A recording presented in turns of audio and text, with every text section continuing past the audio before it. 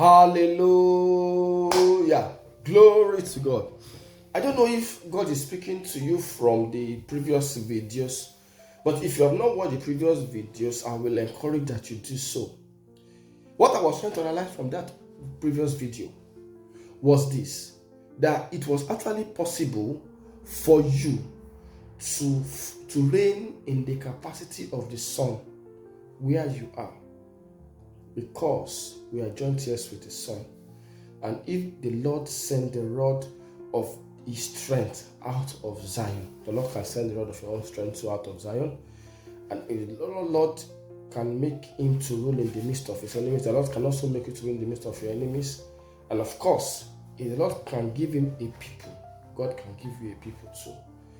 But then I want to talk in the context of the Son, Jesus, and the people that are working with him, which means we, as the people of God, that people shall be willing in the day of thy power. Now, I was talking about the strategy of God to deal with the enemies when the Son begins to rule outside of Zion. And that strategy was to ensure that he has a group of people called the army, or called his people, and they are the army of God, who are supposed to rule side by side with Jesus Christ when the power is being relayed. Now, I observed that the context power here was displayed in different lights. In NIV, it referred to power as battle. Okay, so it said your troops, which is your people, will be willing on your day of battle. So it directly replaces power with battle. And as I tried to go around, I observed that it was not only NIV that said that. AMP also said your people will offer themselves willingly to participate in your battle. All right, in the day of your power. So AMP actually mentioned battle and also mentioned power. All right.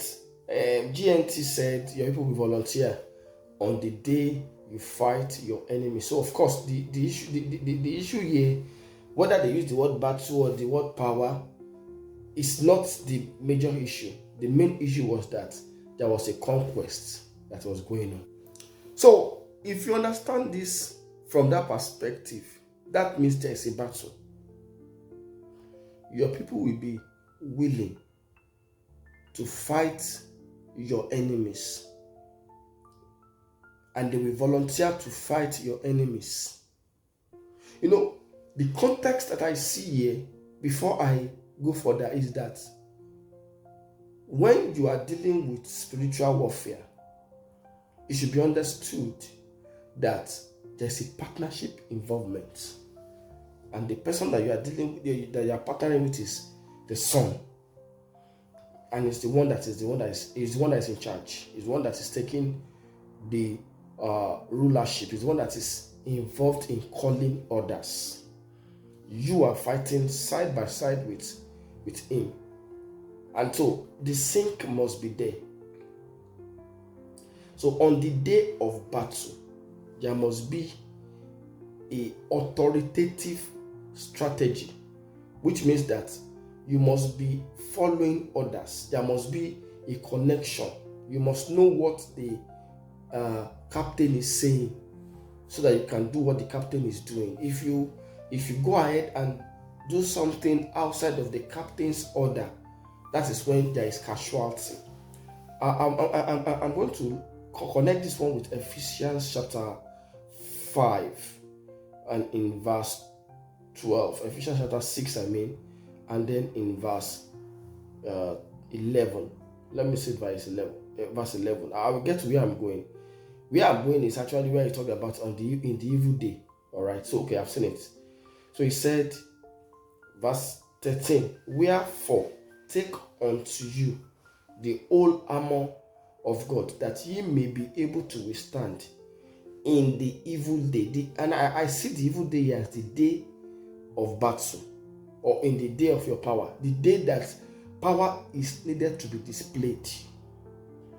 So Paul was saying, when you are in the day of your own battle, take unto you the whole armor of God. All right.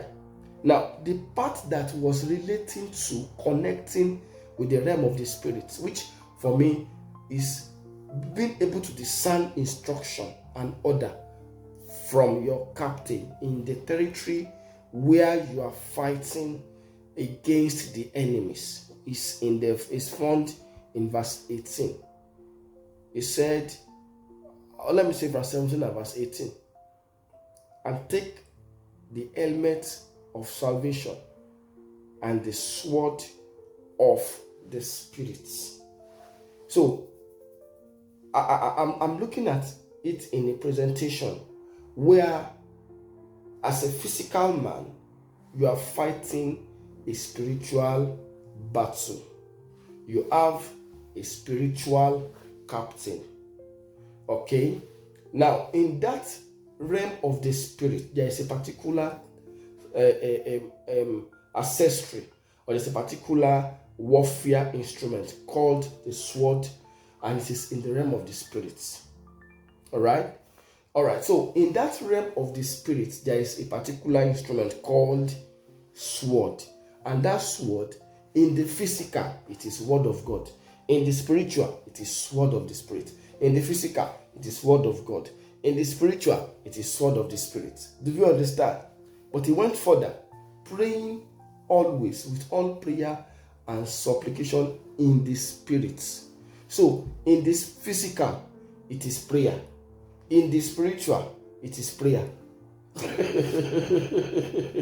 So if you understand this strategy, one of the things that you will now need to understand, to take note of, is that if you attempt to assess the word of God in the physical without a prayer mindset and a meditative mindset, you will not know the mind of the Spirit. You will not know the word of the Spirit. Now, there is a word of the Spirit. That word of the Spirit, if you understand it very well, he said the word was with God. The word was with God. The word, it was with God. He went further, the word was God.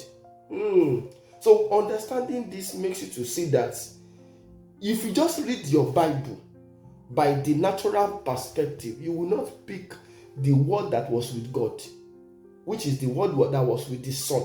The word, that word that you're supposed to speak in that particular hour, that is going to cause into to the Spirit, you will not speak it.